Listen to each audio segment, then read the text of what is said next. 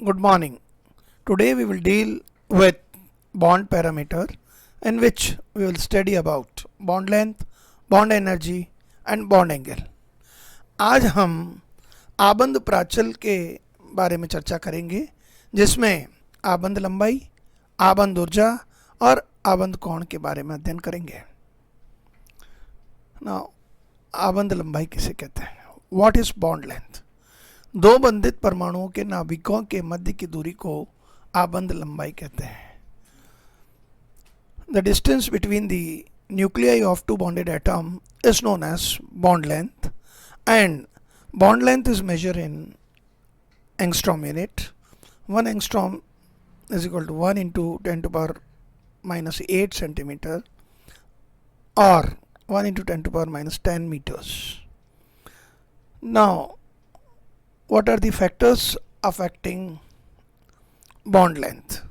First and the foremost factor which affect the bond length is the electronegativity difference between the bonded atoms. दो बंधित परमाणुओं के मध्य अगर विद्युत ऋणता का जितना अधिक अंतर होगा वह बंध में आयनिक गुण और अधिक आ जाएगा, जिसके कारण उसकी बंध लंबाई कम हो जाएगी. That is, bond length is inversely proportional to the difference in electronegativity of the bonded atoms. उदाहरण के लिए इन दो तत्वों में कार्बन कार्बन बॉन्ड के बीच में विद्युत ऋणता का अंतर नहीं है. कार्बन नाइट्रोजन में नाइट्रोजन अधिक विद्युत ऋणीय है, कार्बन ऑक्सीजन में ऑक्सीजन और अधिक विद्युत ऋणीय है. तो most electronegative element is oxygen, so the ionic character is highest in case of CO bond, then CN, then CC. Therefore, the bond length is more in case of CC than in CN than in case of CO bond. उसी प्रकार carbon carbon double bond, carbon nitrogen double bond और carbon oxygen double bond के बीच में बंध लंबाई का क्रम रहता है. और इसी प्रकार जब हम देखते हैं कार्बन कार्बन ट्रिपल बॉन्ड और कार्बन नाइट्रोजन ट्रिपल बॉन्ड, क्योंकि यहाँ दोनों तत्वों के मध्य विद्युत ऋणता का अंतर नहीं है, यहाँ कार्बन और नाइट्रोजन में नाइट्रोजन अधिक विद्युत ऋणीय है, तो नाइट्रोजन बंधित इलेक्ट्रॉन को अपनी ओर खींचेगा, जिससे उसमें आयनिक गुण ज़्यादा आ जाएंगे. आयनिक गुण ज़्यादा आ जाने के कारण अणु पास पास आ जाएंगे और बंध लंबाई कम हो जाएगी. जबकि second factor which affect the bond length is bond order. Bond length is inversely proportional to bond order. हम कह सकते हैं बंध लंबाई बंध कोटि के व्यक्त अनुक्रमानुपाती होती है. जो जो बंधों की संख्या बढ़ेगी बॉन्ड ऑर्डर बढ़ेगा, और बॉन्ड ऑर्डर बढ़ेगा तो बॉन्ड लेंथ कम हो जाएगी. उदाहरण के तौर पर यहाँ कार्बन कार्बन के बीच में सिंगल बॉन्ड है, कार्बन कार्बन के बीच में डबल बॉन्ड है, और यहाँ कार्बन कार्बन के बीच में ट्रिपल बॉन्ड है. तो यहाँ बॉन्ड ऑर्डर 1, 2 एंड 3 होगा. तो जितना ज़्यादा बॉन्ड ऑर्डर उतनी कम बॉन्ड लेंथ. तो हम कह सकते हैं कार्बन कार्बन सिंगल बॉन्ड की बंध लंबाई जैसा कि ऊपर वर्णित है 1.54 एंगस्ट्रॉम यूनिट होती है. कार्बन कार्बन डबल बॉन्ड के बीच में बॉन्ड लेंथ 1.34 होती है, क्योंकि डबल बॉन्ड आ गया, और डबल बॉन्ड का मतलब बॉन्ड ऑर्डर 2 हो गया. और एसिटिलीन के केस में बॉन्ड ऑर्डर 3 है, इसलिए बॉन्ड लेंथ सबसे कम, that is 1.20 angstrom.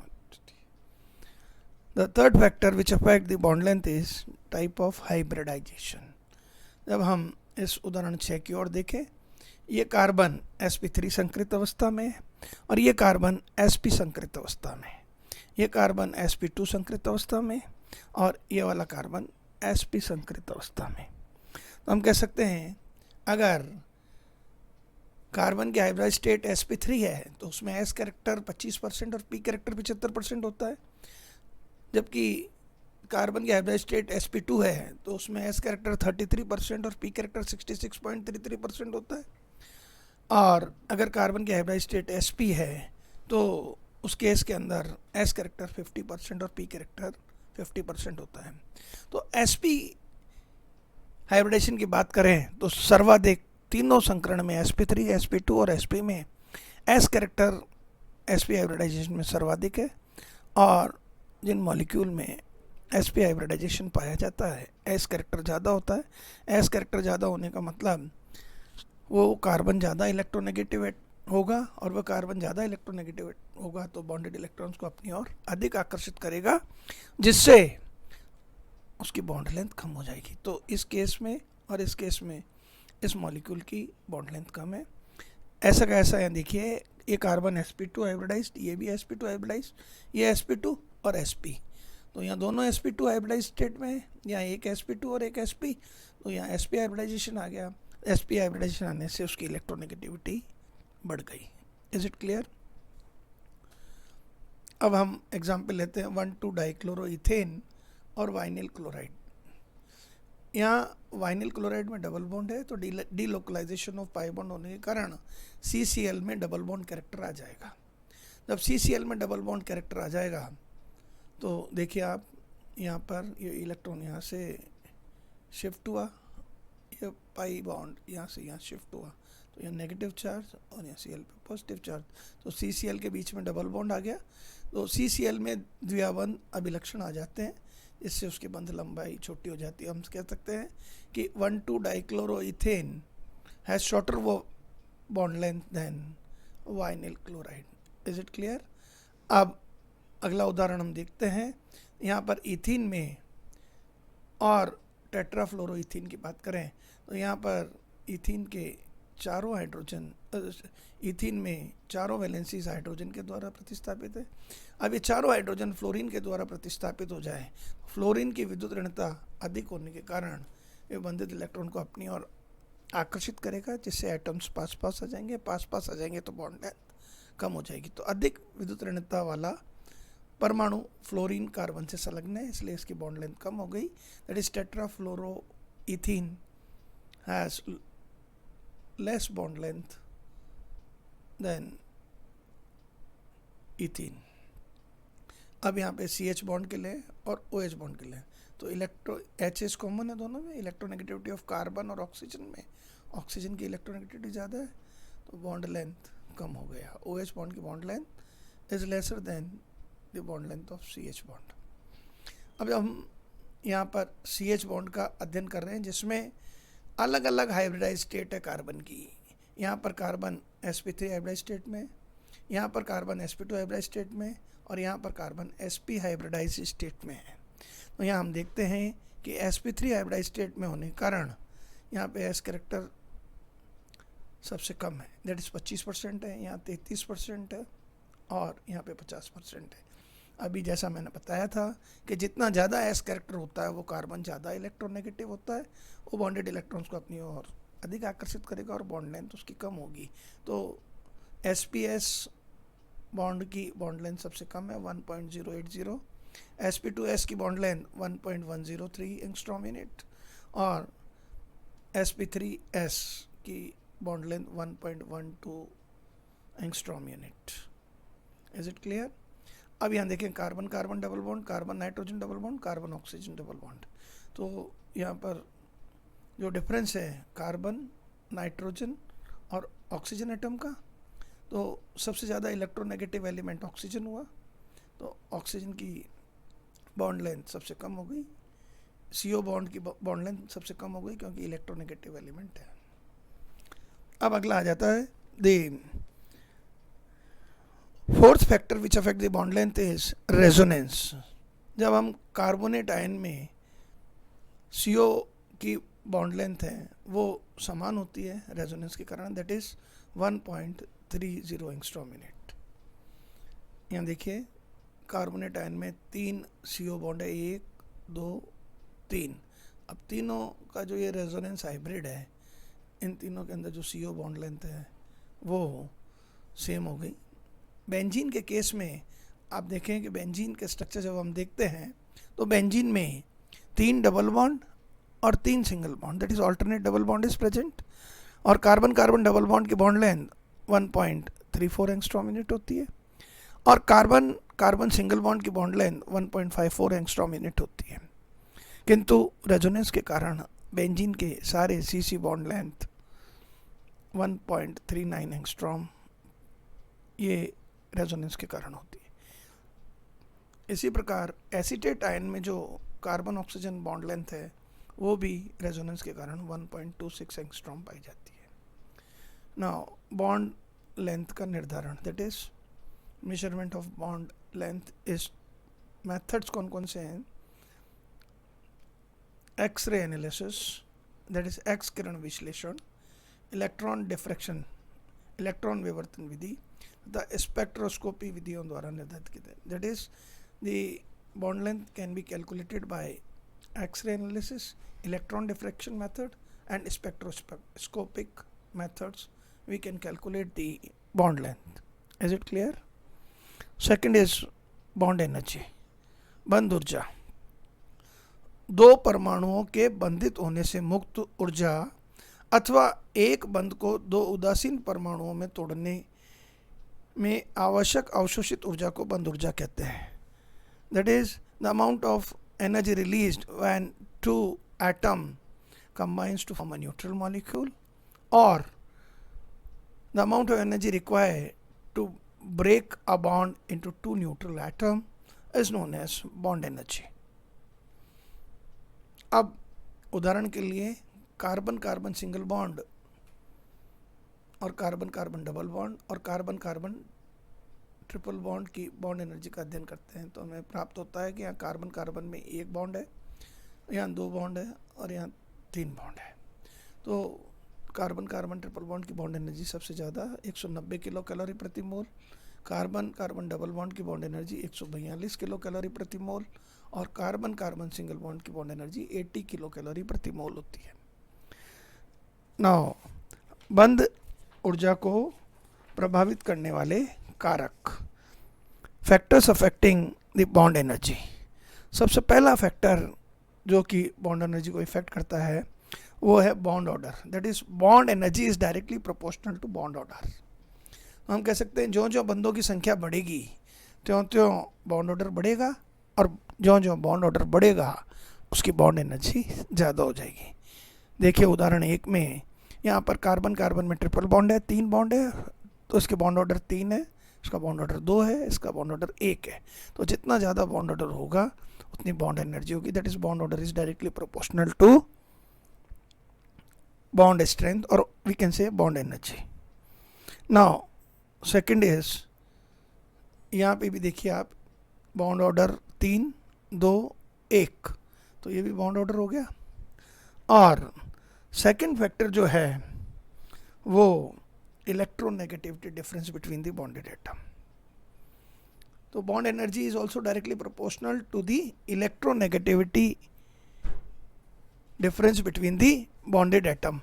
For example, in case of oxygen hydrogen, the electronegativity of oxygen is more than carbon, therefore the bond energy of OH bond is more than CH bond. Is it clear? The third factor which affect the bond energy is the size of atom. अब आप देखिए यहाँ पे CCl bond, CBr bond और Ci bond, तीनों bond की जब हम स्टडी करते हैं तो क्लोरीन, ब्रोमीन और आयोडीन में सबसे बड़ा साइज आयोडीन का हो गया।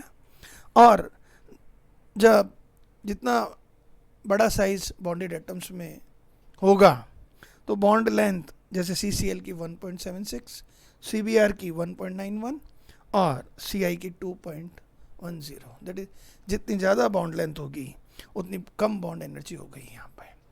तो साइज ऑफ बॉन्डेड एटम पर भी निर्भर कर रही है बॉन्ड एनर्जी, जितना ज़्यादा बड़ा साइज हो गया उसकी बॉन्ड एनर्जी उतनी कम हो गई।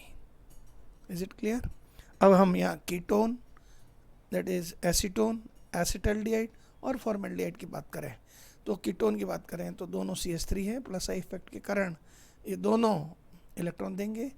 यहाँ CH3CHO है, यहाँ प्लस आई इफेक्ट कम होगा, यहाँ सबसे कम होगा। तो सबसे ज़्यादा polarity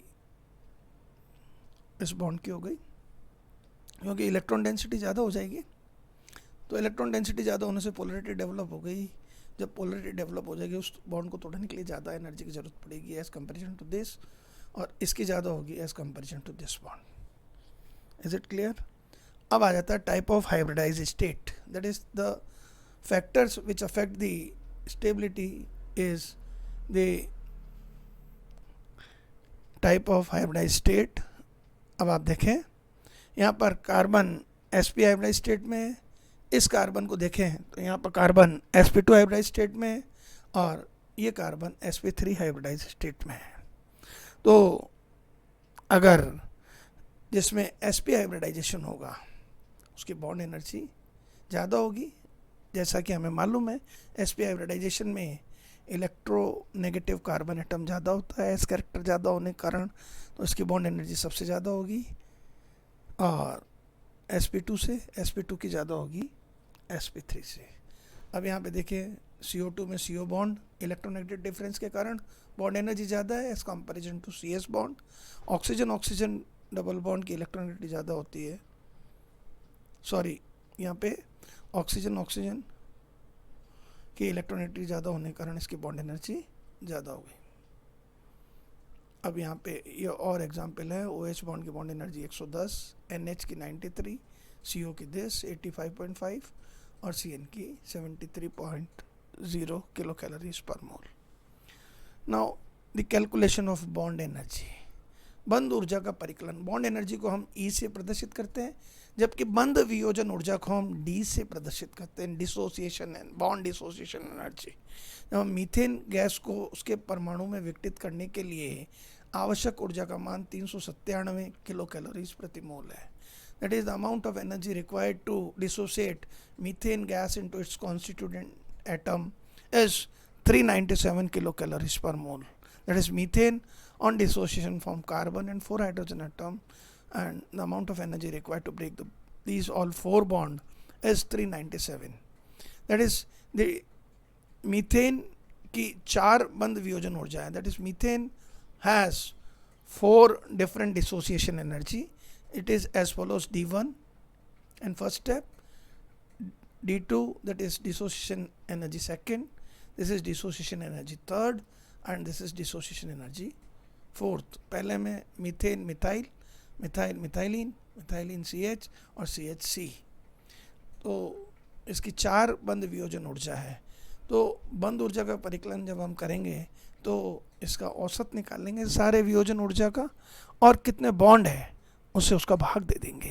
that is on calculating the bond energy we will calculate the average of all 4 dissociation energies which is this bond energy of CH bond is, there is the energy required to break the all 4 bonds is 397, number of bonds are 4, therefore the average bond energy is 99 kilocalories per mole. This is the bond values of bond dissociation energies of different bonds, that is CH bond, N double bond O, CO2 in case of CO bond in case of CO2, OH bond, NH bond, CO bond in ketone, CO bond, CO double bond, that is formaldehyde, CCl bond, C double bond nitrogen, CBr, NO, in CS bond in carbon disulfides, CI bond, OF bond, C triple bond C. These are the all different values of bond dissociation energy of different bond. Is it clear? Now what is bond angle? बंद कोण किसे कहते हैं? किसी अणु में 2 सन्निकट या संलग्न बंधों के मध्य कोण को बंद कोण कहते हैं। The angle between the 2 vicinal bonded atom in a molecule is known as bond angle. इसे एक्सरे विवर्तन या स्पेक्ट्रोमेट्री विधि द्वारा ज्ञात किया जाता है। That is it can be calculated with the help of X-ray diffraction and spectroscopic method। अणुओं की आकृति ज़्यादातर बंद कोण पर निर्भर करती है। That is geometry of the molecule generally depends on bond angle। बंद कोणों का मान बंद में भाग लेने वाले परमाणु की प्रकृति तथा कक्षकों के संकरण पर निर्भर करता है। The value of bond angle depends on the atom taking part in bond formation, nature of the atom taking part in bond formation, and the type of hybridization. For example, if we discuss in case of methane, carbon is in the state of sp3 hybridization, the bond angle is 109 degree 28 minutes. In case of ethene, that is ethylene, the carbon is in the state of sp2 hybridization and the bond angle is 120 degree. While in case of benzene, the bond angle is 120 degree and carbon is in the state of sp2 hybridization. But if we discuss about the structures of methane, ammonia and water, the central bonded atom, that is carbon, nitrogen and oxygen, all of the three, that is carbon, nitrogen and oxygen, are in the state of sp3 hybridization.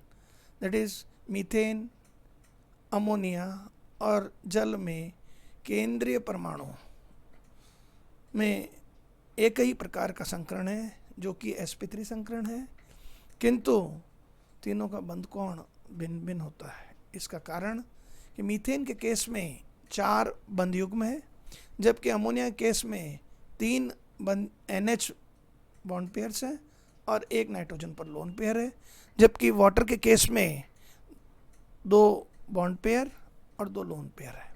और वेस्पर्ड theory के अनुसार अगर lone pair repulsion ज़्यादा होता है lone pair bond pair से, और bond pair सबसे कम होता है, और जितना ज़्यादा लोन पेयर रिपल्शन होगा उतना बॉन्ड एंगल कम होगा। तो हम कह सकते हैं मीथेन, अमोनिया और जल में एक ही प्रकार का संकरण होते हुए भी सबके बंध कोण भिन्न भिन्न है। उसका कारण जल में लोन पेयर रिपल्शन सबसे ज़्यादा है, लोन पेयर रिपल्शन सबसे ज़्यादा होने के कारण उसका बॉन्ड एंगल कम होगा। यहाँ पर लोन पेयर बॉन्ड पेयर इससे कम है रिपल्शन, अतः इससे इसका बॉन्ड एंगल ज़्यादा होगा। और bond pair in case of methane is there, इसमें इससे अमोनिया के अणु के केस में से मीथेन में रिपल्शन कम है, इसलिए जितना कम रिपल्शन होगा उतना बॉन्ड एंगल ज़्यादा होगा। अब यहाँ पे देखिए CO2 के केस में बॉन्ड एंगल 180 डिग्री, CH2 के केस में बॉन्ड एंगल 180 डिग्री, और एसिटिलीन के केस में भी देखिए sp हाइब्रिडाइजेशन और तीनों में बंध कोण 180 डिग्री और 180 डिग्री है। अब जब हम 2 अणुओं की बात और करें, जल और H2S में, जल के केस में ऑक्सीजन और सल्फर की जब हम स्टडी करते हैं तो दोनों पर 2 लोन पेयर हैं, ठीक है। 2 लोन पेयर होने के कारण ऑक्सीजन की इलेक्ट्रोनेगेटिविटी ज़्यादा है, तो बॉन्डेड इलेक्ट्रॉन को अपनी ओर खींचेगा। बॉन्ड एंगल इसके कंपैरिजन में जल में बॉन्ड एंगल ज़्यादा हो जाएगा। तो जल और H2S में दोनों में sp3 संकरण है, जबकि ऑक्सीजन की विद्युतता ज़्यादा होने के कारण बॉन्ड एंगल इसका बढ़ जाएगा H2S के कंपैरिजन में। अब हम मीथेन और 2-ब्रोमोप्रोपेन का कंपैरिजन करते हैं। तो मीथेन की चारों वैलेंसीज पर 1, 2, 3 और 4 हाइड्रोजन है, तो चारों सिमिलर एटम है। अगर चारों सिमिलर एटम होते हैं, चाहे वो हम मीथेन की बात करें, चाहे CCl4 की बात करें या नियोपेंटेन की बात करें, नियोपेंटेन में केंद्रीय कार्बन परमाणु पर 4 मैथिल समूह है, CCl4 में केंद्रीय कार्बन परमाणु से 4 Cl समूह जुड़े हुए हैं, मीथेन में केंद्रीय कार्बन परमाणु से 4 हाइड्रोजन परमाणु जुड़े हुए हैं। ये तीनों में सेम प्रवृत्ति के एटम्स हैं, इसलिए इसका बॉन्ड एंगल 109 डिग्री 28 मिनट होगा। जबकि 2-ब्रोमोप्रोपेन में 2 कार्बन एटम से जुड़ा हुआ, 1 हाइड्रोजन एटम से और 1 ब्रोमीन एटम से। ब्रोमीन की इलेक्ट्रोनेगेटिविटी ज़्यादा होने के कारण तो sp3 हाइब्रिडाइजेशन होते हुए भी इसका बॉन्ड एंगल 109 डिग्री से ज़्यादा हो जाएगा, जो कि 114 डिग्री 2 मिनट हो जाएगा। Is it clear? अब कुछ मॉलिक्यूल्स के एग्जाम्पल दे रहे हैं जिसके अंदर नंबर ऑफ बॉन्ड्स कितने बनते हैं। जैसे एसिटिलीन में HCC बॉन्ड 180 डिग्री का होता है, कुल बॉन्डों की संख्या 2 होगी। एथिलीन के अंदर HCC बॉन्ड 120 डिग्री का, कुल बंधों की संख्या 6 होगी। एथेन में HCC बॉन्ड 109 डिग्री 28 मिनट, कुल बंधों की संख्या 12 होगी। बेंजीन के केस में आप देखिए 1, 2, 3 HCC बॉन्ड कितने हैं? कुल 3 बॉन्ड हैं एक कार्बन पर, तो बेंजीन में कुल कितने कार्बन है? 6, तो 6 × 18, तो total number of bonds in benzene is 18। Ethane में 12, इथाइलिन में 6, एसिटिलीन में 2 और CO2 में 180 डिग्री का। 2 ब्रोमोप्रोपेन में BR-CC बॉन्ड 114 डिग्री 12 मिनट का, जो 2 बॉन्ड होंगे। अल्कोहल में 105 डिग्री 5 मिनट का 1 बॉन्ड होगा, जबकि ईथर में 110 डिग्री का 1 बॉन्ड होगा। Is it clear to all? This is all about the bond parameters, that is bond length, bond energy and bond angle. Thank you.